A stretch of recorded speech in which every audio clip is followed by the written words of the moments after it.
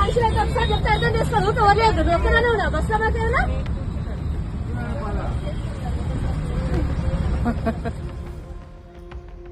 తెలంగాణలో మహిళలకు ఆర్టీసీ బస్సుల్లో ఫ్రీ జర్నీ పథకం ప్రారంభించినప్పటి నుంచి రోజుకో వీడియో సోషల్ మీడియాలో వైరల్ అవుతోంది. రూల్స్ గురించి ఆర్టీసీ అధికారులు ఎంతగా ప్రచారం చేసినప్పటికీ కొన్ని చోట్ల ఆడలేడీస్ వితండవాదానికి దిగుతున్నారు. కండక్టర్లతో వాగ్వాదానికి దిగుతున్నారు.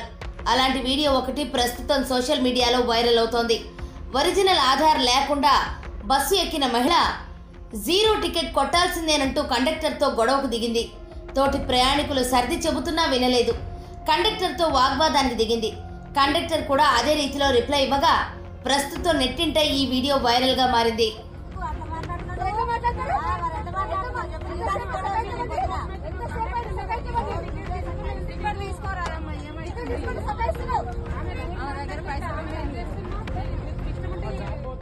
నల్గొండ వెళ్లేందుకు గాను ఓ మహిళ ఎల్బీ నగర్ లో బస్ ఎక్కింది.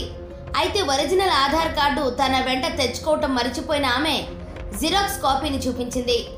దీంతో జిరాక్స్ చెల్లదని ఒరిజినల్ ఆధార్ కార్డు చూపించాలని కండక్టర్ కోరింది. ఒరిజినల్ ఆధార్ కార్డు లేకపోతే టికెట్ తీసుకోవాలని చెప్పింది.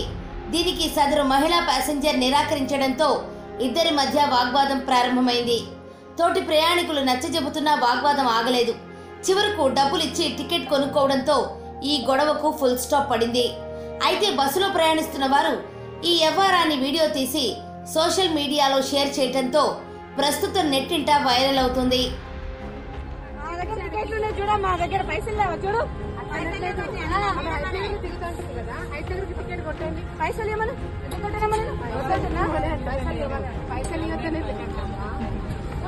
ఏంటి అమ్మా లేవని అనలేదు మేడం, లేవని అన్నా నువ్వు బాగా మాట్లాడుతున్నావుగా.